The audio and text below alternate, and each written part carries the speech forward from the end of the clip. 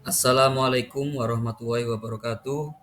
Saya Ahmad Hanif, calon guru penggerak angkatan 9 dari SMA Negeri 1 Selawi Kabupaten Tegal.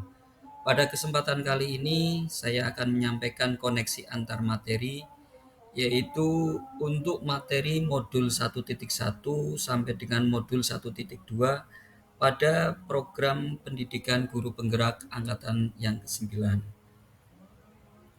Beberapa hal yang akan saya sampaikan. Pertama adalah peristiwa. Momen yang paling penting atau menantang atau mencerahkan bagi saya dalam proses pembelajaran modul 1.1 hingga modul 1.2 adalah yang pertama, saya bisa memahami dan menghayati filosofi pemikiran Ki Hajar Dewantara bahwa pembelajaran harus disesuaikan dengan kodrat alam dan kodrat zaman. Guru seperti petani dan murid adalah benih yang harus disemai dan dirawat oleh petani dengan sebaik-baiknya, sehingga bisa tumbuh kembang dengan baik menjadi manusia yang bermanfaat untuk orang lain. Kemudian yang kedua, saya bisa menganalisa dan memahami nilai-nilai dan peran guru penggerak guna proses pembelajaran yang berpihak pada murid.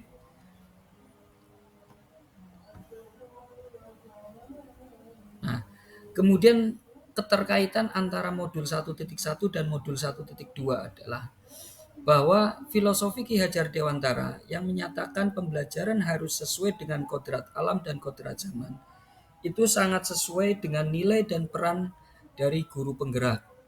Di antaranya atau salah satunya adalah bahwa pembelajaran yang berpihak pada murid. Ketika pembelajaran berpihak pada murid, maka proses pembelajaran itu harus mengikuti kodrat alam dan kodrat zaman, di mana guru harus menyesuaikan dengan kondisi murid, baik karakter ataupun potensi yang dimiliki murid, sehingga apa yang dimiliki oleh murid itu dapat dikembangkan dengan sebaik-baiknya. Sekarang perasaan. Perasaan saya saat momen itu terjadi, saya itu seperti terbuka hati untuk mengubah pola pembelajaran yang selama ini saya lakukan di dalam kelas. Karena sebelumnya saya mengajar hanya sekedar menyampaikan materi dan beranggapan bahwa murid harus paham dengan apa yang saya sampaikan. Namun sekarang saya harus melihat karakter dan potensi yang dimiliki oleh murid untuk dapat dikembangkan.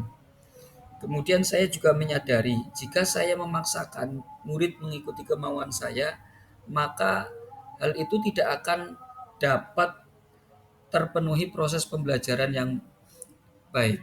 Ya, artinya murid itu tidak dapat memahami proses pembelajaran yang berlangsung. Kemudian pembelajaran.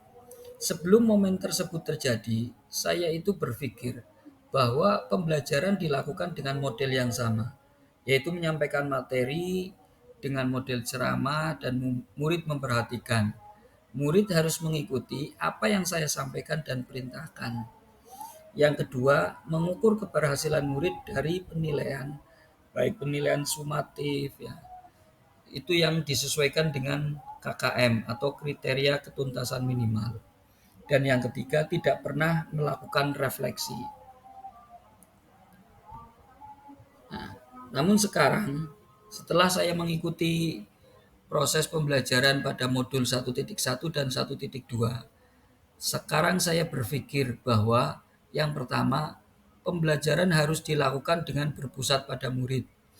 Artinya, saya harus memberi kebebasan kepada murid untuk mengeksplor pengetahuan yang dimiliki dan memberikan kebebasan murid untuk belajar dengan metodenya sendiri. Kemudian yang kedua, memahami potensi murid dari berbagai aspek, tidak hanya dari segi kognitif saja. Artinya saya harus bisa menilai murid dengan sebaik-baiknya dari potensi, dari karakter murid yang ada. Dan yang ketiga, selalu melakukan refleksi pembelajaran di akhir pertemuan.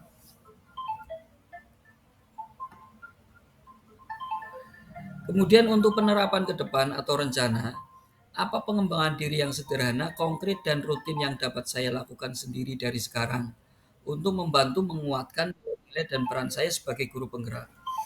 Yang pertama, saya akan melakukan pembelajaran yang berpihak pada murid. Kemudian yang kedua, akan mengikuti diklat, seminar, atau workshop untuk pengembangan diri saya. Sehingga bisa saya terapkan pada saat proses pembelajaran di kelas bersama dengan murid.